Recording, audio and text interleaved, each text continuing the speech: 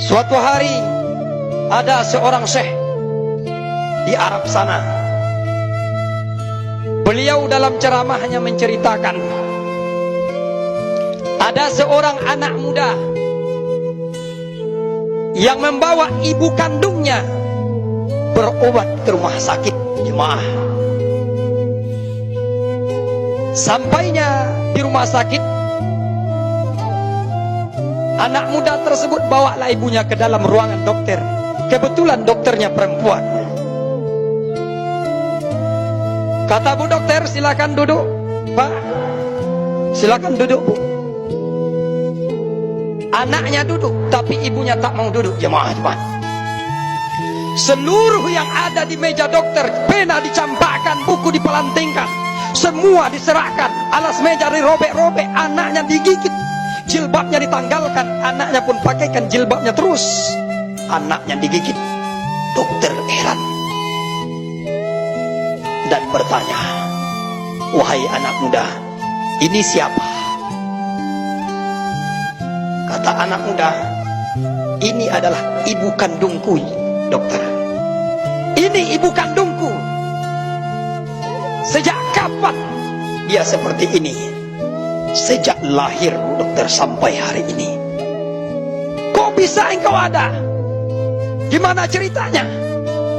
Ya, kakek saya dulu, bu dokter, nikahkan ibu saya dengan seorang laki-laki yang kurang bertanggung jawab. Saya lahir ke dunia, dia tinggalkan saya beserta ibu saya. Sejak kapan kamu rawat ibumu? Sejak kecil, bu dokter.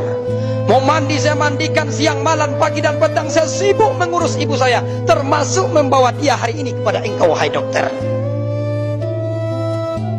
Jadi ibumu gila? Iya, ibu saya gila, bu dokter.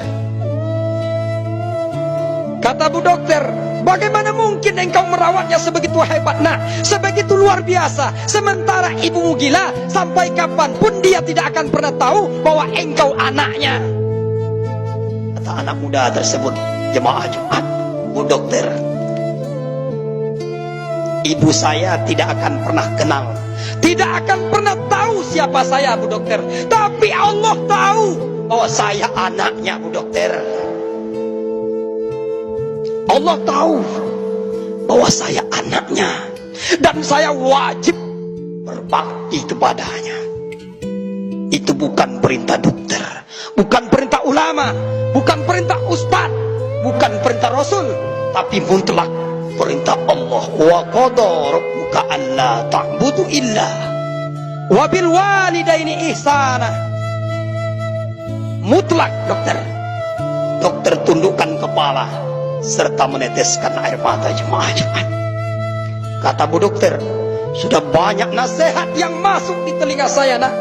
Sudah banyak kiai, sudah banyak ustadz ulama yang menyampaikan nasihat begitu lantang, nak. Tapi belum pernah masuk ke batinku, nak. Tapi ketika engkau jawab dengan jawaban yang sungguh penuh dengan hikmah, masuk ke batinku, meneteslah air mata, ibu dokter, jemaah. Ibunya gila, tapi penuh bakti kepada ibunya. Jemaah Jumat sekalian yang dimuliakan Allah, waktu yang sangat singkat ini paling tidak bisa kita ambil iktibar dari cerita seorang pemuda kenyataan ini. Ibu kita mungkin tidak gila, jemaah. Ibu kita tidak gila, tapi kadang-kadang mungkin ngomong berulang-ulang kita seorang anak di hari tuanya seorang ayah, dia akan bertanya terus, nak, engkau sehat, nak? Nak, bagaimana keadaan ekonomimu, nak? Bagaimana rumah tanggamu, nak? Bagaimana anak cucuku, nak? Dia akan nyinyir dalam pertanyaan itu, jemaah. Dan dia tidak akan pernah bosan menanyakan keadaan kita. Tapi kadang-kadang anak yang sudah mulai mewah ekonominya, sudah mulai meningkat prestasi statusnya di kantornya, di tempat kerjanya, menengok orang tua jarang, melihat, memperhatikan, memeluk tubuhnya yang sudah mulai rapuh, tangannya yang sudah mulai berkeriput, tapi sulit kita sentuh, jemaah. Kita ada di dunia ini bukan karena pejabat, bukan karena ustadz, tapi berkat perjuangan seorang ibu yang tegar di tengah meregang, di tengah kesakitannya. Satu langkah kaki di akhirat, satu langkah di dunia. Perjuangan, perasaan keringat, cucuran darah. Yang penting kita lahir ke dunia. Kalau seandainya ibu dokter di saat kita lahir seluruhnya sama, bu dokter tanya, bu, kalau seandainya ibu selamat, anak ibu mati, bu. Tapi kalau anak ibu selamat, ibu mati. Seorang ibu yang mulia yang kita cintai itu, pasti dia jawab, biar saya mati bu dokter, yang penting anak saya selamat.